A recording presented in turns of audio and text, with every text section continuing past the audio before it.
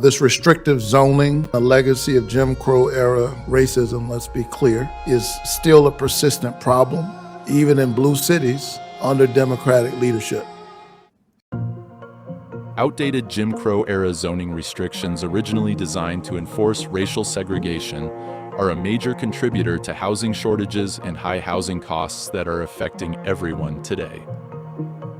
By limiting multifamily housing and affordable development in many areas, these restrictive zoning laws reduce overall housing supply, driving up prices and making homeownership nearly impossible for middle and working class families of all races.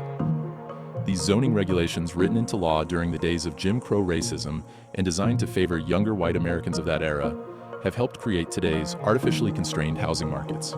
Additionally, these laws restrict economic growth and mobility by limiting access to job-rich urban centers, better schools, and public services, negatively impacting a broad segment of the population, minorities, and middle-class white Americans alike. Jim Crow-era racism has come full circle and is now financially devastating the very people they were designed to benefit. Why do we continue to hold on to these regulations that are devastating us all? When will we put an end to the systemic problems that are plaguing us? Today, we join the Senate Banking, Housing, Urban Affairs Committee to examine housing roadblocks, focusing on paving a new way to address affordability.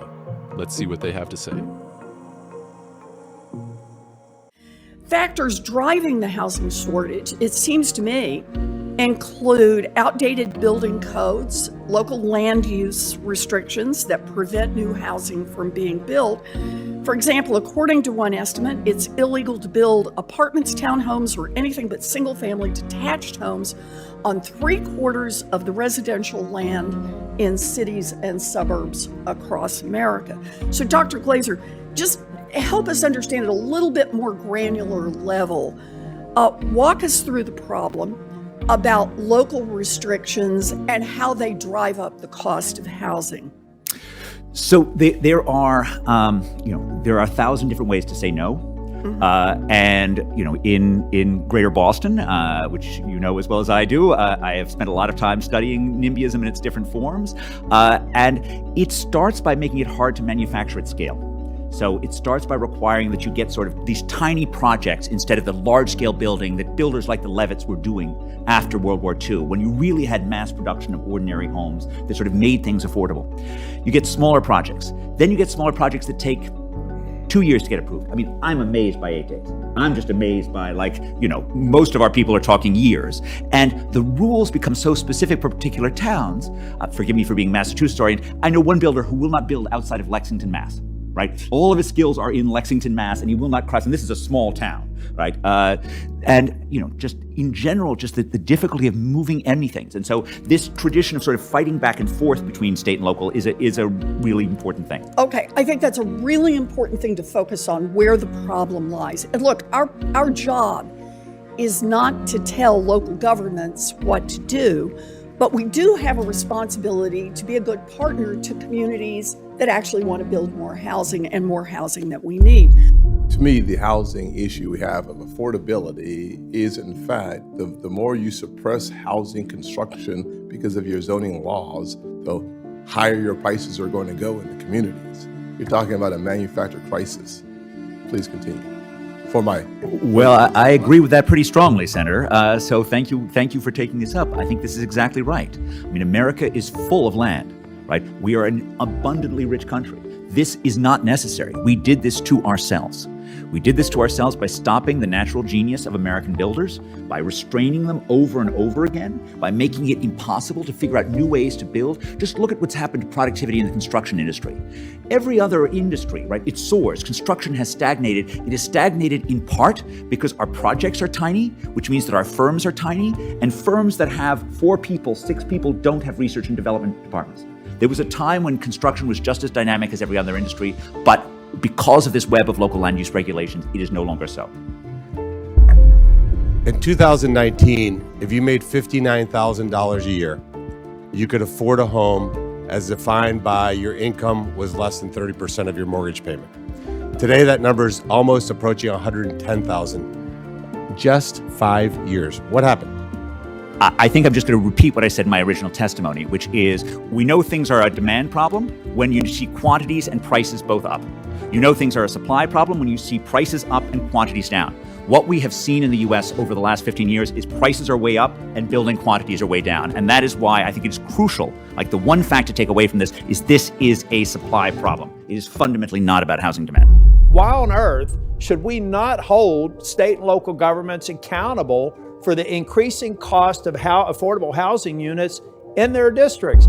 It's got to be based on the production of units. Got it. Don't make it based on the rules, because they can monkey with the rules any way you want. Got it. That's why I want to finish with. You also talked a little bit about federal land. And can you expand on your view that using federal land for housing is not by itself going to meet the affordable housing needs of this country? I'm curious. My comment, I don't think it's going to solve America's affordable housing problem, is because it's not in places where, is often not in the places where we have an affordability crisis, right? And there are many parts of America which just don't have substantial amounts of federal land anywhere nearby. I mean, it's impossible to imagine in Greater Boston what federal land we would use to solve that problem. What we're talking about today, how much home ownership is linked to the American dream, this is fundamental to why we're here and what we're here to work toward. And that's why I think this hearing is so important. Dr. Glazer, you've studied and written papers on the differences between building a home and buying an existing home. And I wonder if you can unpack some of your findings. Thank you, Senator. That's a wonderful question. It gives me a chance to sort of talk a little bit about some of the basic evidence about how we know how powerful zoning is.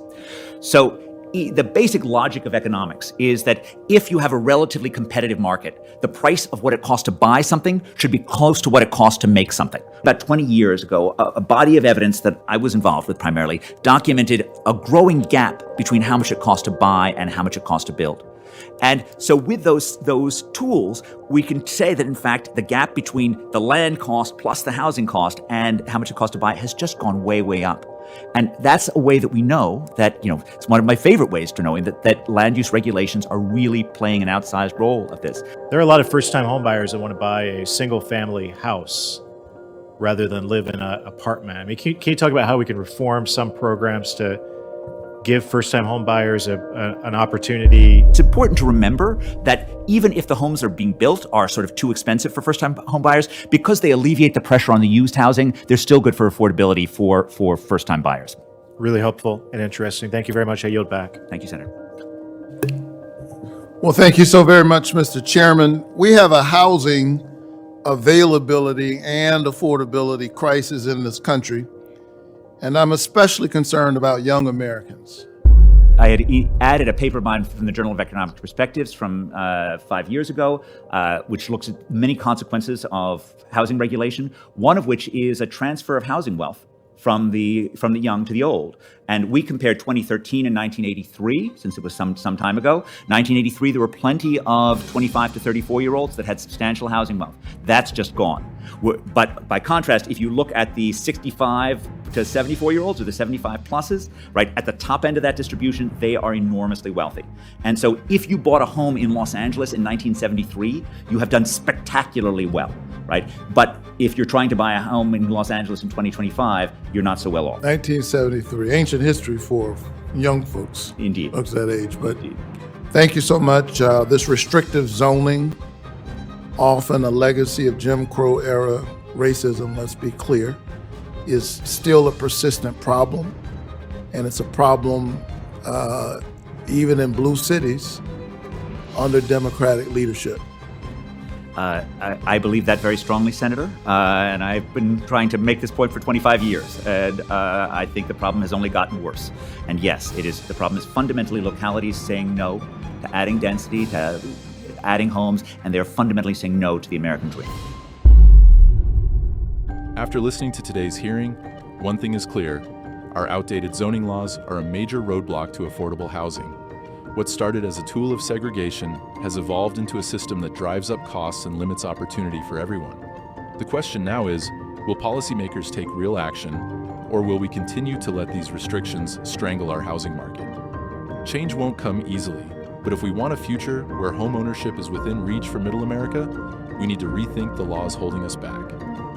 If you found today's video useful and would like to see more videos like this, please give the video a like and please consider subscribing to the channel. At Ctrl+Shift+Escape, we aim to give transparency to our government and bring to you what our elected officials are doing behind closed doors in hearings and meetings in a way that will help you stay informed and help you make educated decisions that serve your best interests at the ballot box. Thank you for watching.